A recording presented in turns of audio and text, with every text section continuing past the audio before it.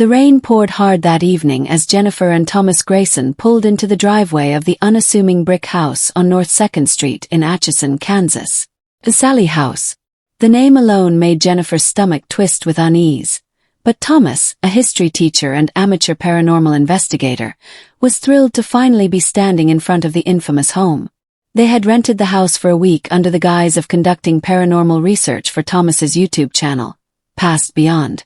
But Jennifer had only agreed because their anniversary was coming up, and she knew how much this meant to him. She just didn't expect the place to feel so heavy, like something unseen was watching from every window. As soon as they stepped inside, the creak of the wooden floorboards echoed ominously. The house wasn't large, but it was dense with silence, as if sound was being swallowed. A few pieces of furniture remained. A dusty sofa, an upright piano, a grandfather clock that hadn't ticked in decades, but otherwise the place was empty. Jennifer touched the peeling wallpaper and felt a cold shiver run down her spine. She didn't say anything though. She didn't want Thomas to think she was being overly dramatic. They unpacked in silence. Thomas set up his equipment, infrared cameras, EMF readers, a spirit box, while Jennifer made the bed in the upstairs room. That room. The nursery. It still had the faded blue paint and an old wooden rocking chair in the corner. That chair made her feel uneasy, but she pushed the feeling down and draped a blanket over it. By nightfall everything was set. They had dinner, lit a few candles, and waited. At 11:03 p.m. the air changed.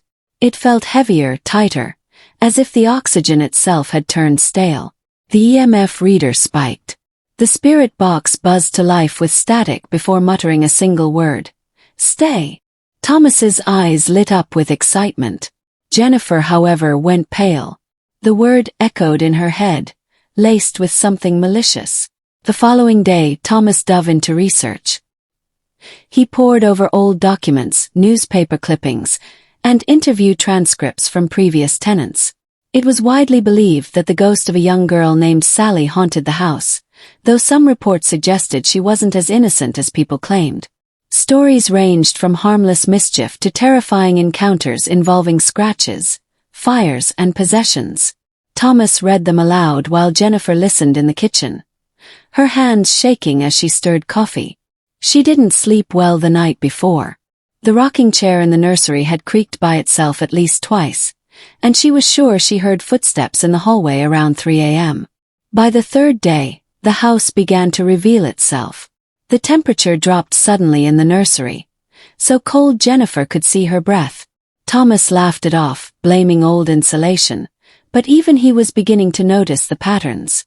Lights flickered in response to specific questions, objects moved when no one was watching, and the air smelled faintly of burnt hair in the living room, like something had been scorched but left no visible mark. That evening, Thomas tried a more aggressive approach. He sat alone in the dark with the spirit box, calling out, "Sally, if you're here, show yourself. Make a sound. Move something." The response was instantaneous. "No," the box spat. Then came a loud crash from upstairs. Thomas and Jennifer ran up to find the nursery in disarray. The rocking chair was upside down, and the blanket Jennifer had draped on it was now hanging from the ceiling light like a noose. Jennifer's legs gave out, and she collapsed to the floor. That night, she begged Thomas to leave. He promised they'd go in the morning, but deep down, he wasn't convinced it was necessary. That changed quickly. At exactly 3:33 a.m., Jennifer woke up screaming. Her arms were covered in fresh scratches, deep and raw. She had no memory of what happened. Thomas turned on the light and gasped. Written in what looked like blood on the wall above the bed was the word "mine." They packed up to leave within the hour, but when they tried to open the front door, it wouldn't budge. Not even with both of them pushing. The windows wouldn't break. It was as if the house decided they weren't allowed to leave. Thomas tried to call the police, but his phone had no signal. The landline produced only static. Trapped, they retreated to the kitchen and tried to stay calm. At sunrise, everything returned to normal. The front door opened as if it had never been locked. The scratches on Jennifer's arms faded. Even the word on the wall was gone. They left without looking back. But the horror didn't end there. Back home in Missouri, things escalated. Jennifer started sleepwalking. She would wake up standing at the foot of their bed, whispering, "She's waiting." Lights flickered constantly in their home, electronics failed, and their dog refused to enter their bedroom. Then came the dreams. Jennifer would wake up screaming about a shadow figure standing over her, whispering threats in a little girl's voice. Thomas, though skeptical at first, started to experience his own share of oddities. He'd hear his name whispered in an empty room, catch glimpses of a girl in a white nightgown darting past doorways, and smell that same burnt hair scent they'd encountered in the Sally house. He decided to review the footage from their trip. As he scanned the infrared camera files, one clip stood out. In the nursery, late at night, the rocking chair began to move on its own. A shadowy figure appeared briefly in the corner, just for a few seconds. But it wasn't a little girl. It was tall, slender, and it stared directly into the lens. Terrified, Thomas shared the footage with a paranormal expert, Dr. Lorraine Claymore, who had spent years studying the Sally house. She reviewed the material carefully and gave a chilling assessment. "That isn't Sally," she said flatly. "That thing is using her name. It mimics her to draw people in. But it's something older. Something worse." She explained that the Sally house had a long history of trauma, dating back to when it was used as a makeshift surgical clinic in the early 1900s. There were rumors of botched surgeries, angry spirits, and even demonic rituals conducted in the basement. Whatever resided there now had absorbed all that negative energy and taken a new form, one that fed on fear and pain.